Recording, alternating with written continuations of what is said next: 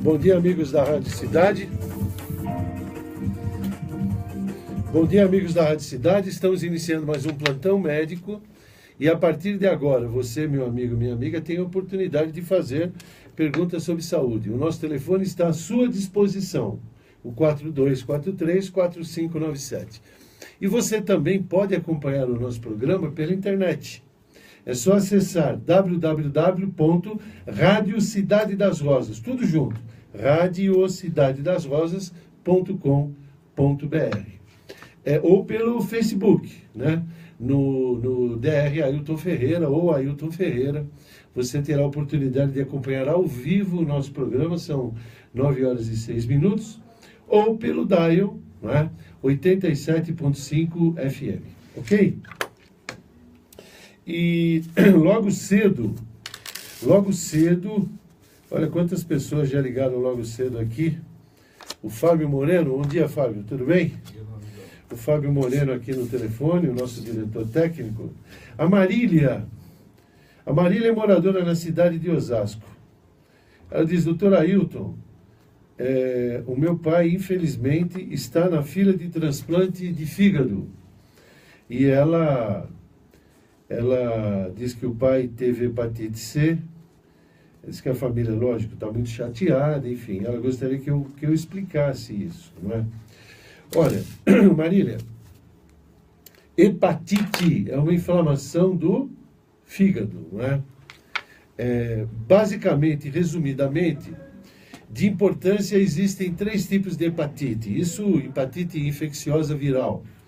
A hepatite A, que é causada pelo vírus A, a hepatite B, que é causada pelo vírus B, e a hepatite C, que é causada pelo vírus tipo C. Muito bem. A hepatite A, que é causada pelo vírus tipo A, essa hepatite ela é muito benigna, ela é muito comum na criança, não é?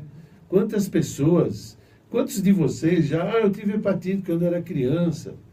Essa hepatite A, causada pelo vírus A, ela é benigna. O indivíduo fica em torno de 2, 3, 4 semanas em repouso e ela se cura e não causa problema algum. A hepatite tipo A, o indivíduo adquire por alimentos contaminados pelo vírus. Como assim? Se o indivíduo tem hepatite A, ele elimina nas suas secreções e nas fezes o vírus, na urina, o vírus. Aí o vírus contamina o esgoto, não é? E naqueles locais onde não existe saneamento básico, o indivíduo pode adquirir a hepatite do tipo A, que, como eu disse, é benigna. Agora, a hepatite B e a hepatite C, ela não é, infelizmente, elas se cronificam. O que é cronificar? Elas vão evoluindo no decorrer dos anos, a pessoa não sabe que tem a doença e, infelizmente, sabe-se que a hepatite B e a hepatite C, ela destrói o fígado. Essas duas são graves. Elas destroem o fígado, levando à cirrose hepática e levando também, comprovadamente, a câncer de fígado. Então, repetindo, hepatite A ela é benigna. A hepatite B e a hepatite C, elas são muito mais sérias. Elas se cronificam e no decorrer dos anos o indivíduo pode ter cirrose hepática ou câncer de fígado. É o que aconteceu provavelmente com o pai da Marília, nosso ouvinte de Osasco. E, para você entender, o vírus B, tipo B, e o vírus tipo C, eles vão agredindo o fígado. Só que o fígado está apanhando, está sofrendo, mas o indivíduo não tem sintoma, porque o fígado, ele continua trabalhando normalmente. Então, o indivíduo está com o seu fígado sendo destruído pelo vírus, só que o indivíduo não tem sintomas e ele não sabe. E o fígado vai sendo destruído. Chega uma hora que o fígado está tão destruído que ele não consegue mais realizar suas funções e as suas obrigações do nosso organismo. E daí? Aí surgem os sintomas. E quando surgem os sintomas, nesses casos, infelizmente, o fígado está tão destruído que não dá para fazer mais nada, a não ser o que? O transplante, que é o que acontece aqui com o pai da Marília. fazer o transplante, porque o fígado não presta mais. Ele foi tão lesionado, tão machucado no decorrer dos anos, que não tem o que fazer. Então, eu tenho dito isso várias vezes, é importante os exames preventivos. Porque se eu sei que eu tenho hepatite B, e eu sei que eu tenho hepatite C, e eu não tenho sintomas, o que eu faço? Eu tomo os antivirais, os medicamentos, e eu vou ficar o quê? Curado, né? O meu fígado não vai ser destruído. E como é que eu sei que se eu tenho hepatite B, hepatite C? Fazer exame de sangue. O exame de sangue, que é um exame sorológico para hepatite B e hepatite C, é um exame tranquilo, é um exame barato, não é? Mas super importante. Se você tiver hepatite B, hepatite C, você faz o tratamento e se cura. E daí? E daí não vai ter o problema. Muitas pessoas, eu não tenho plano de saúde, eu não tenho dinheiro. A gente sabe a situação ruim, infelizmente, que está a saúde pública do nosso país, né? Infelizmente. Uma forma de você ganhar um check-up grátis, sabe qual é? Doar sangue. Se você for num banco de sangue, e toda cidade tem um, doe sangue. Quando você doar sangue, além da satisfação que você vai ter, porque o teu sangue vai ajudar pelo menos 8 pessoas, sabia? 8 pessoas você vai ajudar e muitas você vai salvar a vida delas. Agora, quando você doa o sangue, o laboratório vai saber pegar o sangue, será que esse sangue aqui presta ou não presta? Então eles vão fazer exame no teu sangue. Eles vão fazer exame de AIDS, exame de hepatite B, hepatite C, exame de doença de Chagas, enfim. Você vai ter o laboratório examinando o teu sangue. E depois de um tempo, o que acontece? Primeiro, o sangue que você doou, ele vai ser o quê? Recolocado, reproduzido, né? Vai ser produzido no decorrer dos dias pelo seu próprio organismo. E você não vai sentir problema nenhum. Você vai ter uma satisfação muito grande de ajudar as pessoas, porque ajudar é bom, faz bem para a alma, e vai ganhar um check-up grátis. Você vai lá e pega, deixa eu ver meu sangue. AIDS, não tenho. Se você, não tenho hepatite B, não tenho hepatite C, joia, parabéns. Né? E se eu tiver hepatite B e hepatite C, ou hepatite C? Aí você vai no médico, num gastro, né? Que é ou clínico geral, ou um gastro, que é o especialista em doenças do aparelho digestivo, ou um hepatologista, que existe hoje, é o médico especialista em fígado. E o hepatologista, não é? Ou um médico especialista em doenças infecciosas, não é? E parasitárias, ele vai administrar um medicamento, né? Esse que vai combater o vírus, e você não vai ter a doença, né? Não vai ter a doença. Eu contei aqui um caso de uma pessoa, de um amigo, que descobriu que tinha hepatite B. Ele estava chateado, lógico. Mas eu falei, mas agradeça a Deus por descobrir a doença agora, enquanto o seu fígado está bom. Se o seu fígado está bom, vamos combater o vírus. E a doença não vai se manifestar, entendeu? E você vai estar curado. Se você não sabe, a hepatite é uma doença silenciosa. O seu fígado está lá tomando um monte de surra do vírus e você não sabe, porque o fígado ali ele aguenta a porrada, o fígado. Ele está apanhando do vírus e está realizando o seu trabalho normalmente. Muito bem. O que sente um cara que tem hepatite? Muito bem. Olha como a medicina é fácil. Quando o indivíduo está com o seu fígado que não está funcionando direito, né? Eu estou dizendo os sintomas da hepatite. Porque a hepatite é silenciosa, a hepatite B, a hepatite C, o indivíduo não sente nada.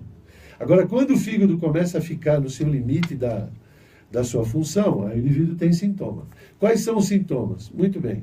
O fígado não funcionando direito, se ele não funciona direito, ele não consegue metabolizar uma substância chamada bilirrubina. Ué, o que é bilirrubina?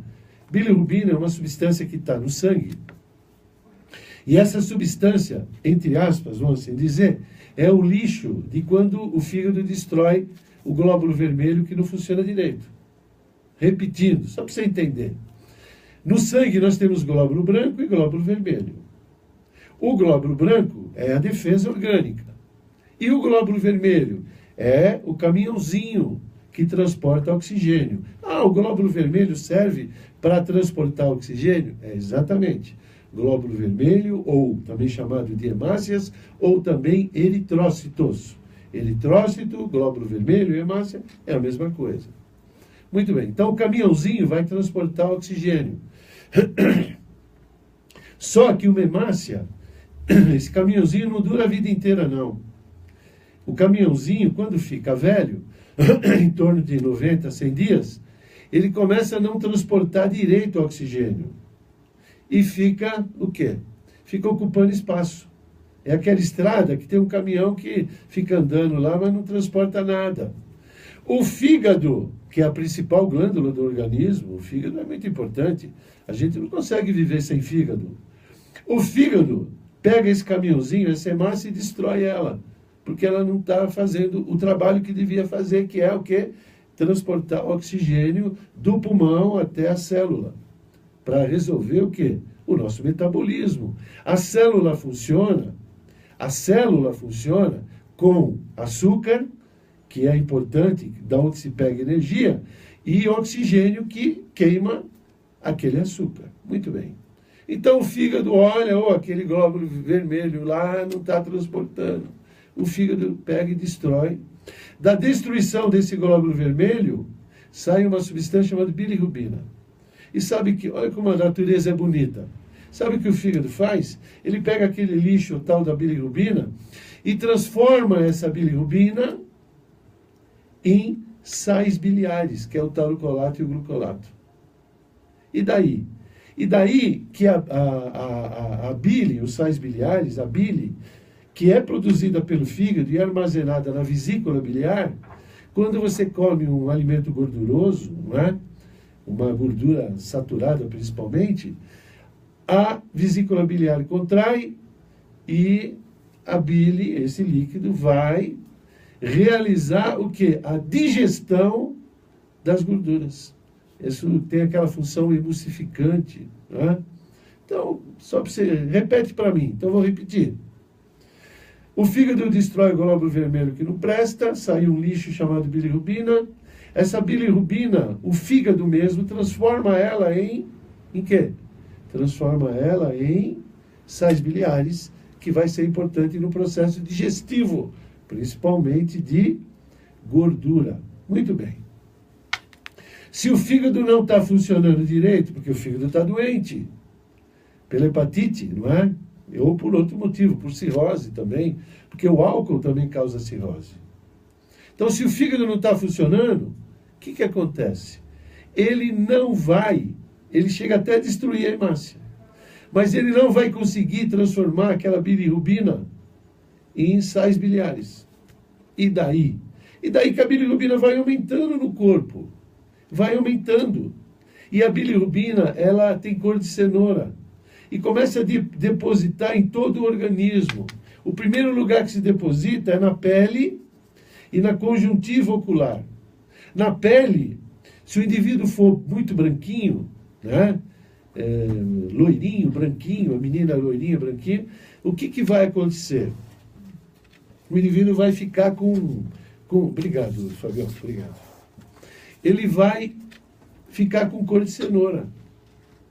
E no olho, a conjuntiva ocular, que é o branco do olho, vai ficar o quê? Amarelo também, cor de cenoura.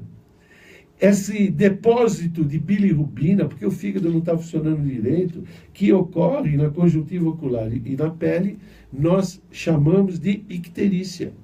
Então, icterícia é o depósito de bilirrubina na pele, porque o fígado não está funcionando direito. A bilirrubina aumenta no sangue. Tanto que existe um exame para medir a bilirrubina. Está vendo que está alta. O rim, que está aqui atrás, né? Nós temos 2 rins. O rim é o grande filtro do organismo. O rim olha essa situação e quer ajudar. E o que ele faz? Ele começa a colocar a bilirrubina para fora, junto com o xixi, no xixi. E aí, a bilirrubina ela é escura. Então, além do olho amarelo, o indivíduo começa a ter o quê? O xixi com cor de Coca-Cola. O indivíduo urina escuro. Então você olha o olho do indivíduo, está amarelinho. Que cor está o xixi? O xixi está escuro, igual Coca-Cola. Agora, outro sintoma. Olha como medicina é fácil. O fígado, como eu disse, ele pega a bilirrubina e transforma em sal biliar. Como ele está doente, ele não faz mais nada disso. Então, acumula bilirrubina. E não vai haver o que? A produção de sais biliares. Quando você olha o cocô tem aquela cor característica, sabe por quê? Por conta dos pigmentos biliares. São os pigmentos biliares, a bile, que dá cor às fezes. Como o indivíduo doente do fígado não produz os sais biliares, o cocô do indivíduo não vai ter sal biliar, a bile. E daí? E daí que o indivíduo tem o cocô sem cor. Nós chamamos de fezes acólicas. E o cocô fica igual, só para você entender, massinha de vidraceiro. Massinha de vidraceiro. Então, você tem uma pessoa, que o olho está amarelo. Que cor está o xixi? Cor de Coca-Cola. E o cocô? O meu cocô está esquisito, ele está sem cor, está bem claro, parece massinha de vidraceiro. São os sintomas da hepatite. Você entendeu por quê? Muito bem. Agora, deixa eu achar aqui eu preciso pôr o óculos para ler, né? A Marília que mora em Osasco, ela diz o seguinte: o meu pai está na fila do transplante porque tem hepatite C. A hepatite tem tratamento. Tem tratamento. Só que, vou repetir, é uma doença silenciosa, tem tratamento. Só que, se você demorar para dar o diagnóstico, os anos foram se passando e a doença foi o quê? O vírus foi agredindo o fígado. Aí não tem mais jeito, só tem o transplante. A hepatite, como eu disse, A, B e C. O indivíduo adquire ingerindo alimentos contaminados ou perdigotos. O que é perdigoto? Gotículas de saliva do indivíduo que tem hepatite A. É benigna a hepatite A, o indivíduo fica em repouso e se cura, tranquilo. Muito comum em crianças. A criança está com hepatite, ela fica em casa. Na verdade, ela fica em casa mais para quê? Para proteger os coleguinhas da escola. Porque se ela vai para a escola, ela pode transmitir para as outras crianças. Agora, importante, hepatite B, hepatite C, não é assim que pega, não. É uma doença transmitida pelo sangue. É uma doença transmitida igual ao AIDS, ou seja, pela relação sexual. Então, relação sexual pode transmitir hepatite B e hepatite C. Compartilhar seringas ou instrumentos cirúrgicos contaminados, e o usuário de droga, por exemplo, ou você ir num serviço onde não tem esterilização por autoclave, porque eu tenho dito aqui também, a menina quer ficar bonitinha, com as unhas bonitas, ótimo, mas só ela tem que usar aqueles instrumentos, as tesouras, as pinças e etc. Por quê? Porque a hepatite B já está provado que pode ser transmitido também por material de manicure. Então custa barato. Se você, eu tenho a manicure minha amiga, então você pega e leva o teu material.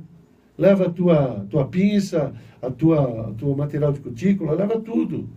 Use o seu material. Só você usa o seu material. Porque você não vai ter chance de adquirir doença. Existem doenças que você pode pegar no instrumento do manicure. Mas a minha manicure esteriliza naquele negócio colorido. Não funciona. Esteriliza com água quente. Não funciona. Deixa ferver a água. Não funciona. A única coisa que funciona na esterilização é a autoclave. E a autoclave é um aparelho que custa dinheiro. E muitas pessoas, infelizmente, manicure, não esterilizam o seu instrumento no autoclave. Entendeu? Então, como é que pega hepatite B e hepatite C? Compartilhando instrumentos, ou instrumento cirúrgico, ou instrumento de manicure, ou instrumento de dentista, que também é cirúrgico. Relação sexual, é importante usar camisinha, porque a hepatite B e a hepatite C é uma doença sexualmente transmissível, tá? E não compartilhar seringas, não é? Muito bem. É importante na hepatite fazer o exame, um check-up. Por quê? Porque se você sabe que tem a doença, você cura a doença e vive para sempre aí, não é? Não vai desenvolver a doença. Agora, se você não sabe que tem, se você não toma os medicamentos, a hepatite B e a hepatite C, ela se cronifica e você, infelizmente, a única coisa que resolve nesse momento, infelizmente, viu, Marília, é o transplante de fígado. Tá bem? Um beijo muito grande para você, viu, Marília? E aos queridos moradores aí da cidade vizinha, a cidade de Osasco, ok? Quero aproveitar e mandar um abraço muito grande, meu querido amigo, ex-prefeito lá de Osasco, dono da rádio difusora, que é o meu querido amigo Francisco Rossi. Um abraço muito grande, viu, Chico? Estou com saudades de você e da sua família. Um abraço grande. Quero também mandar um abraço. Está ouvindo a gente lá, meu querido amigo Serafim Pereira Monteiro, o Dito Pedroso, o Cleto Maier, né? Quero mandar um abraço muito grande ao meu vereador aqui de Cotia, Eduardo Nascimento, né? Eduardo Nascimento, que tem um filho muito bom de bola. Foi jogar bola em casa, o moleque é fera, né? Um abraço muito grande, viu, Edu? Deus abençoe você. Um abraço ao presidente da Câmara também, o nosso querido Paulinho Lenha, abraço grande. Vamos lá. Continuando, o nosso telefone é o 4243-4597, é o nosso telefone. Ó, tem várias perguntas, eu lembro que deixa o telefone, porque muitas vezes, como termina, eu não vou conseguir responder tudo isso pelo telefone, pelo programa, né, ou pelo Facebook e tal. Então, se você deixa o telefone, eu retorno, não é? E eu agradeço a audiência de vocês. Até peço uma gentileza, não é? Tem um botão no Facebook que é compartilhar. Por favor, compartilhe o nosso programa para que o maior número de pessoas tenha essas informações, não é? Tá bom? Um abraço muito grande. Aqui tem Maria Angélica do Embu. Querida cidade do Embu, cidade vizinha, que cidade muito bonita, não é? É muito legal, tem móveis, tem quadros.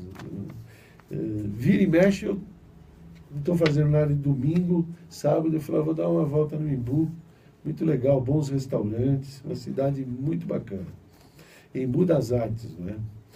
A Maria Angélica, ela mora no Embu. Ela diz, doutor Ailton, minha mãe tem 48 anos, ela nunca fumou, embora meu pai fume, muito, e ela vai ter que fazer um exame do coração chamado cinecoronariografia.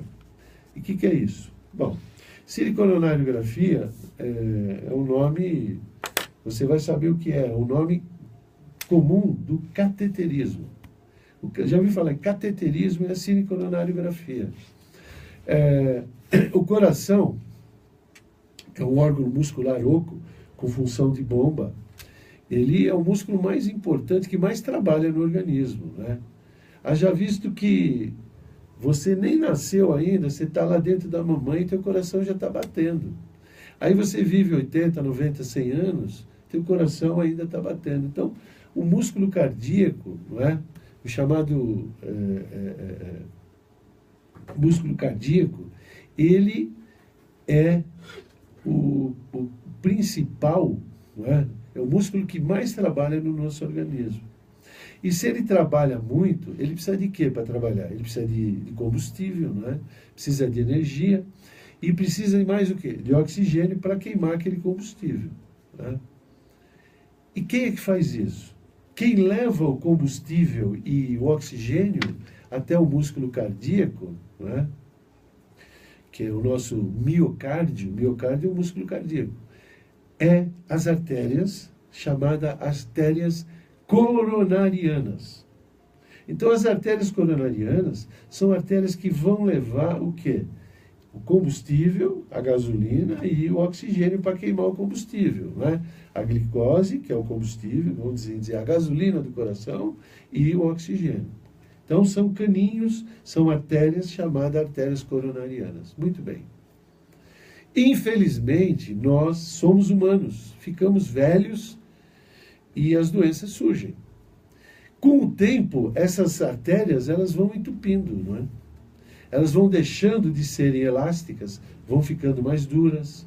E com isso, o músculo cardíaco começa a receber menos oxigênio e menos açúcar. Aí nós temos a chamada doença coronariana, que é o que? A falta de oxigênio, a falta de circulação no músculo cardíaco, tá? Que é o miocárdio. E aí o indivíduo tem o quê? Ele pode ter peso, sensação de dor, cãibras, não é? No coração, que é chamada angina, não é? E precisa se fazer um exame para ver o grau de comprometimento, de entupimento dessas artérias coronarianas. E é por isso que é feito o exame, esse exame, cateterismo, se abre aqui no braço ou na virilha, não é? E coloca-se um catéter, daí o nome cateterismo. Esse catéter vai no coração, lá na entrada das artérias coronárias, e joga um contraste, joga um líquido, e esse líquido aparece de forma hemodinâmica, quer dizer, não é um raio-x parado, é um filme, é um raio-x em movimento, aí o nome hemodinâmica, de movimento, e desenha-se todo o trajeto dessas as artérias coronárias, e indica o quê? Aonde que está entupido, qual o local que está entupido, e se existe ou não um entupimento grave ou menos grave. Tá? Então, viu, Maria? Cinecoronariografia é um exame importante, é o cateterismo, para indicar o quanto como que está a sua circulação coronariana. Por quê? Porque, de repente, essa circulação está diminuída e você, né, ou toma medicamento para melhorar e resolve, ou faz um procedimento, que é a colocação de umas molinhas que entram e abrem, chamada stent, ou até aquela cirurgia mais invasiva, que é a tal da ponte de safena. E você vive muito. Não é? Só para você ter uma ideia, quando eu fiz a minha primeira eleição aqui na cidade de Cotia, eu tive um parceiraço, um cara maravilhoso, chamado Antônio Mansur. Mansur, vereador por mais de 20 anos, foi meu vice-prefeito, foi vice-prefeito do Mário Ribeiro, uma pessoa boníssima. E, na época, ele teve uma angina. Levamos ele para São Paulo e ele estava com as suas artérias coronárias comprometidas, entupidas. E o que ele fez, senhor Mansur? Se submeteu a uma cirurgia de ponte de safena. E aí? E aí que ficou com o motor novo, né? Anda para lá, cá, anda para lá. O senhor Mansur, isso já faz mais, isso foi em 92. 91, na verdade, minha primeira eleição, 91, 92. Então já fazem o quê? 25, 26 anos. E aonde está o seu Mansur? Graças a Deus, está batendo perna por aí. Né? Pessoa boníssima, está sempre andando, muito querida na cidade de Cotia. Então, a cirurgia cardíaca, ela funciona. Quer dizer, ele está aí, se Deus, viu, Mansur, te deu muita saúde, que você é uma pessoa muito boa. Você, Mansur, né, não sente nada. Eu estou sempre com ele, não sente mais dor. Então, viu, Maria, de repente a sua mãe tem um entupimento, vai haver um procedimento cirúrgico ou não, talvez medicamentoso, e sua mamãe vai ficar aí, vai viver muito tempo. Tem que fazer o exame, tá?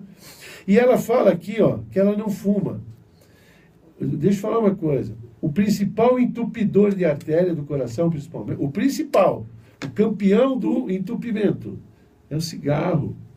O cigarro é o principal fator de risco para entupir das doenças coronarianas. Então, quem fuma está entupindo as suas artérias. É de uma burrice muito grande fumar. Então, quem fuma está entupindo as suas artérias. Né? Ah, mas eu não fumo. Mas se você não fuma e vive com um parceiro que fuma, você é o chamado fumante passivo. Você fuma também. Tem pessoas que fumam dentro de casa. Olha que falta de respeito. Né? Fuma dentro de casa. Então, provavelmente, viu, Maria, se o seu pai fuma no quarto, fuma na cozinha, fuma em casa, a sua mãe também fuma. E esse fator de risco leva ao entupimento. O segundo fator de risco, sabe o que é? Diabetes. Colesterol alto. Aquele indivíduo que tem colesterol acima de 200 miligramas por decilitro. Aquele indivíduo que principalmente, que só come carne carne saturada, que é carne de origem animal. Mas tem pessoas também que parece que são herbívoros, né? Vamos dizer, né? Eles só comem verdura, não comem carne. Mas eles podem ter também colesterol alto. Eles podem ter colesterol alto porque o fígado produz colesterol. E tem pessoas que geneticamente produzem muito colesterol, embora não comam muito. Mas por que o fígado produz colesterol? Porque o colesterol é importante na fabricação dos hormônios. Testosterona no homem, na mulher também, o estrógeno, progesterona. Não é? Então tem que fazer o exame para ver. Né? Ok? Então, Maria, um beijo muito grande a você, viu? Aos queridos amigos do Embu. E não sei qual serviço que a sua mãe está, não é? Mas São Paulo está muito bem servido de hospitais de cardiologia, não é? O Dante Pazanese, por exemplo, lá em Ibirapuera, que foi gerenciado muito tempo pelo meu querido professor Adib Jatene, né? Tem o HCOR, tem o Hospital do Coração, tem o INCOR, não é? O próprio Hospital das Clínicas, a Escola Paulista. Então, a Santa Casa de São Paulo, tem muitos serviços bons de cardiologia em São Paulo, tá bom? Beijo grande, viu, Maria, aos queridos moradores na cidade do Embu. 42434597 é o nosso telefone, não é? Tem uma pergunta aqui, são 9h37. O Marcos de Vargem Grande Paulista, ele pergunta, doutor Ailton, o Hospital de Cotia é particular? Marcos, vou falar rapidinho aqui. Na década de 60 veio para Cotia uma pessoa que era um professor da Faculdade de Medicina, uma pessoa muito boa, chamada Dr. Odair Pacheco Pedroso. Na década de 60, você nem tinha nascido, acho. Ele veio para cá, comprou uma chácara de final de semana, onde hoje é o CT de São Paulo, lá na avenida que leva o nome dele, inclusive na nossa época que batizamos de Avenida Odair Pacheco Pedroso. Ele comprou uma chácara para passar o final de semana aqui na região. Ele morava em São Paulo, muito bem. E naquela época não havia hospital nenhum.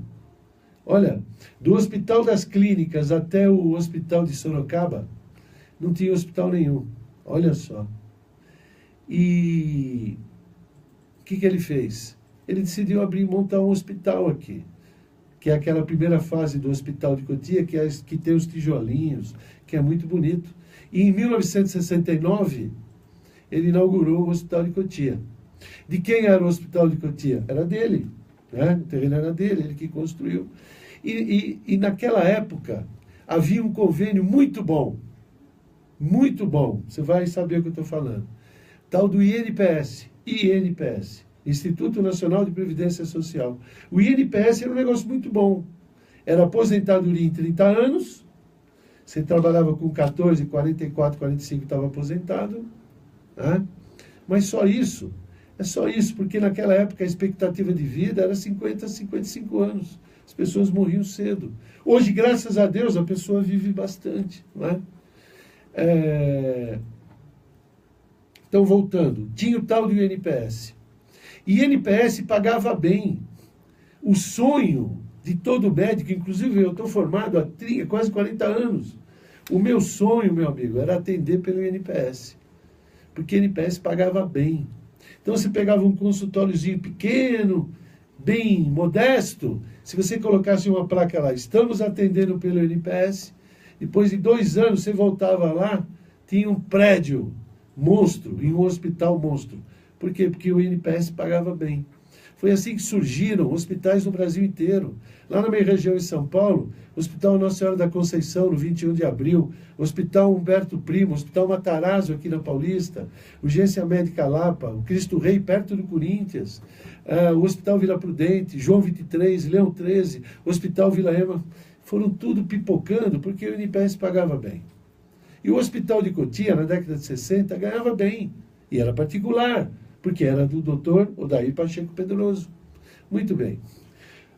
Os anos foram se passando e o hospital foi crescendo, como todos os hospitais do Brasil foram crescendo. E de quem era o hospital? Dele, doutor Odair Pacheco Pedroso, que era casado com uma professora também, que eu tive a honra de conhecer, de ser aluno, que era a doutora Lourdes, uma pessoa boníssima, muito capaz, que também era dona do hospital. Muito bem.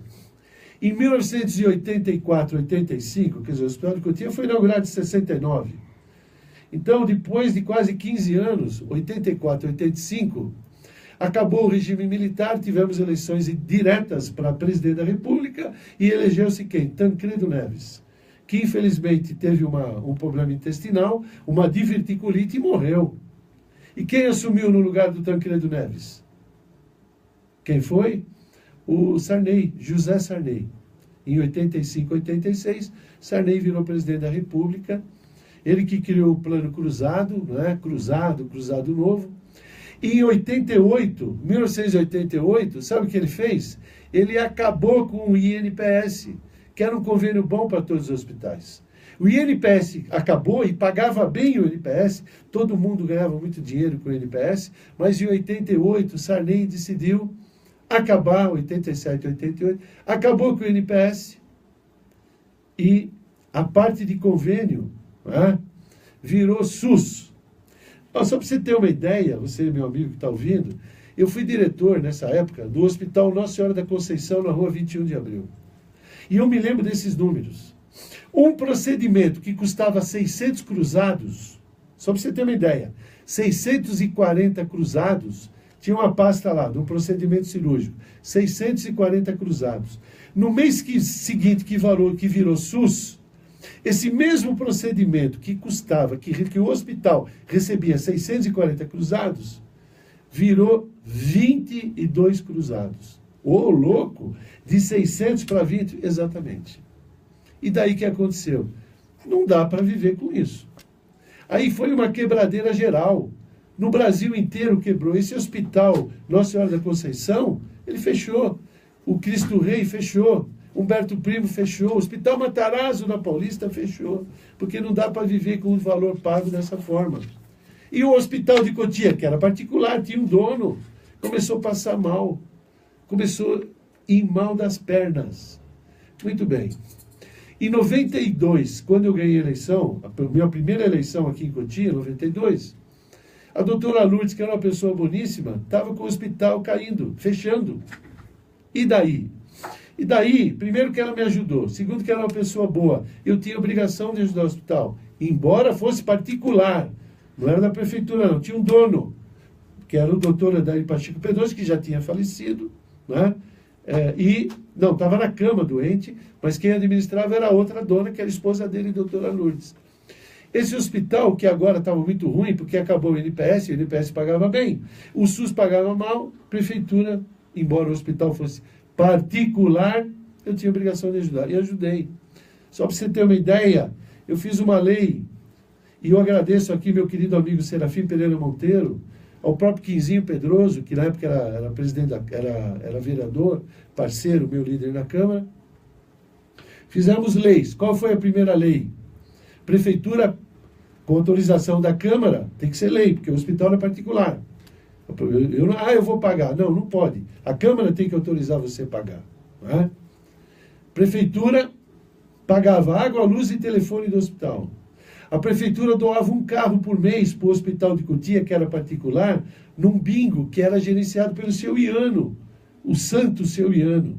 Esse carro ficava no centro de Cotia para fazer rifa, para bingar. Não é? Eu dei, acho que, 46 carros 0 quilômetro para o hospital. Outra lei, a Câmara me autorizava a colocar até 70 médicos da prefeitura, do hospital, na folha de pagamento da prefeitura. Na minha época tinha a festa do peão, e a minha festa do peão na época era muito grande, porque onde hoje é a rodoviária não existia. Não é? O projeto da rodoviária, que foi feito por mim, inclusive, diminuiu o espaço de eventos. Naquela época a festa do peão era muito grande, era segunda, só perdia para Barretos.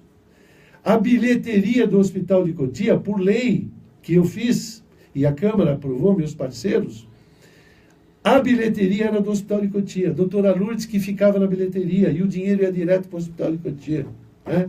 Eu cheguei, meu amigo, eu me lembro que em 94, 95, e que tem amizade com o Quinzinho e com o Serafim, pode perguntar para eles, eu fui fiador, hipotequei minha casa, porque o SUS não estava pagando, a doutora Lourdes precisava um pouco mais de R$500 mil para fazer a folha. Fomos no Bradesco, ela pegou o dinheiro e eu fui fiador e hipotequei minha casa. Posteriormente, a própria prefeitura enviou esse dinheiro e liberou a minha casa, meu imóvel. Né? Aí aconteceu, no final do meu mandato, desse mandato que foi de 93 a 96, o próximo prefeito que me sucedeu, ele tirou toda a ajuda que era dada ao hospital. Essas leis deixaram de existir. E aí que voltou o quê? O Hospital de Cotia a depender só do SUS, igual em 88. Então ele entrou num mecanismo igual aos dos hospitais do Brasil inteiro. Fecharam 6.700 hospitais no Brasil inteiro. Fecharam. Aquele prédio monstro fechado, um monte. Aí o que aconteceu? No ano 2000, quando o meu querido parceiro, amigo Quinzinho Pedroso entrou para prefeito, o Hospital de Cotia estava fechando as portas. Hospital particular, eu vou falar 2 vezes, particular, estava fechando as portas. Aí o Quinzinho teve uma atitude corajosa, municipalizou o hospital, quer dizer, pegou o hospital, a prefeitura foi, esse hospital agora é da prefeitura, né? Comprou o hospital, vamos assim dizer, e o hospital passou a ser da prefeitura. Vivemos uns momentos ruins, mas o próprio Quinzinho, no final do mandato dele, ele conseguiu uma coisa que eu tenho, na minha opinião, uma coisa maravilhosa, uma das melhores conquistas nossas aqui do povo de Cotia, que é o Estado, na época o governador Mário Covas, estadualizou o hospital. Quem conseguiu isso foi Quinzinho Pedroso. Ele estadualizou o hospital, e o hospital hoje, respondendo aqui ao Marcos, o Hospital de Cotia hoje é do Estado. Ele é um hospital estadual, bancado pelo governo do Estado. O Estado parece que coloca mais de 10 milhões por mês no Hospital de Cotia. Hoje o Hospital de Cotia é referência e é residência médica, é escola. Então o Hospital de Cotia funciona. Mas aí você vai falar assim, pô, fui lá ontem e tinha gente saindo pelo ladrão. É, realmente. Tem muita gente. E por quê? Porque a gente vive uma crise. O que tem de pessoas desempregadas, o que tem de pai de família desempregado, o que tem de pessoas que não conseguem mais pagar o plano de saúde. Então, o que ele faz? Ele vai no hospital público, que é o Hospital de Cotia na região, que é, como eu disse hoje, estadualizado. Não é particular. Foi particular até o ano 2000. Entendeu a história do hospital? Muito bem. E é um hospital, só para citar, não é? Eu, como médico, eu tenho meus serviços. O que eu fiz para tentar ajudar? Eu diminuí a consulta. Porque eu sou pessoa pública e as pessoas pedem para mim. Eu não tenho condições de pegar a minha clínica e atender todo mundo de graça. Então, por isso que eu fiz o quê? Baixei a consulta. Falei com os meus companheiros, né? A minha clínica, graças a Deus, tem todas as especialidades. Falei, cara, vamos baixar, porque aí não vai mudar muito e a gente ajuda mais a população. Por isso que a minha clínica tem preços populares, né, o centro médico. Né? E aí encheu o movimento de pessoas também. E tem pessoas que reclamam, fui lá, parece SUS, é porque vai muita gente, meu Deus. A minha clínica ela não tem espaço para crescer mais. Né? E daí que tem muita gente. Então, o médico é bom, a clínica é boa, só que a recepção demora, porque é muita gente, porque o preço é barato. Tá bom? Marcão, desculpa aí falar um termo que é fora, mas é importante saber. Um abraço grande, viu, Marcão? Marcos de Vargem Grande Paulista. Então, o Hospital de Cotia hoje é estadualizado. É o Estado que coloca dinheiro no hospital. Não é a prefeitura, não. Não é nenhuma prefeitura, é o Estado. E quem conseguiu isso foi o Quinzinho Pedroso, no dia 11 de setembro. Eu lembro dessa data. 11 de setembro é uma data fatídica para a humanidade, né? Teve as Torres Gêmeas, mas para a saúde de Cotia é uma data a ser celebrada, porque foi nesse dia que o governador da época, José Serra, veio junto com o prefeito Quinzinho Pedroso e assinou um ato estadualizando o hospital. É isso. Quando eu fui prefeito, quando o Hospital de Cotia era particular, né? E eu fiz minha obrigação de médico, de aluno e de pessoa que foi ajudada pela doutora Lourdes. Eu ajudei o hospital, ajudei muito, muito, muito. Inclusive eu, como prefeito, viu, Marcão? Eu dava plantão. Eu era o prefeito e dava plantão. Você ia lá de domingo, ia nos postos de saúde de domingo, de madrugada, e encontrava lá um prefeito atendendo, um médico que por acaso era o prefeito e era eu. Tá bom? Abraço grande, um beijo grande aos queridos amigos de Vargem Grande E quero aproveitar e mandar um abraço ao prefeito de Vargem Grande, meu querido amigo, parceiro. Quando eu fui candidato a deputado federal em 98, ele foi candidato a deputado estadual por Vargem Grande, meu querido amigo Josué Ramos. Um abraço, Josué, pessoa que está fazendo um trabalho muito bacana. Estamos chegando ao final, né, Fábio, do nosso programa Plantão Médico. Quero agradecer a Deus a oportunidade de estarmos todos aqui com saúde. Me coloco à disposição, olha, esse povo aqui que perguntou, eu vou ligar. Deixou o telefone, eu retorno, né? E agradeço por ter prestigiado o nosso programa. Deus abençoe, quero agradecer o Fábio Moreno, nosso diretor técnico, o Dr. Muscati, né? Ele que é também nosso diretor, e o meu querido amigo, presidente aqui da rádio, que é o Bispo Chacon, né? Bispo Chacon, que tem programa à tarde aqui, não é isso? 21 horas. Às 21 horas, é diário o programa, né? Que é o programa do Bispo Chacon. Bispo Chacon, que é eu tenho ele aqui no coração. Deus abençoe e até quarta-feira que vem, se ele assim permitir. A Rádio Cidade convida você para interagir com a gente. Ligue e participe, 4243-4597 ou 99541-2308. Visite o nosso site e aproveite para conferir nossa programação completa em qualquer lugar do mundo. www.radio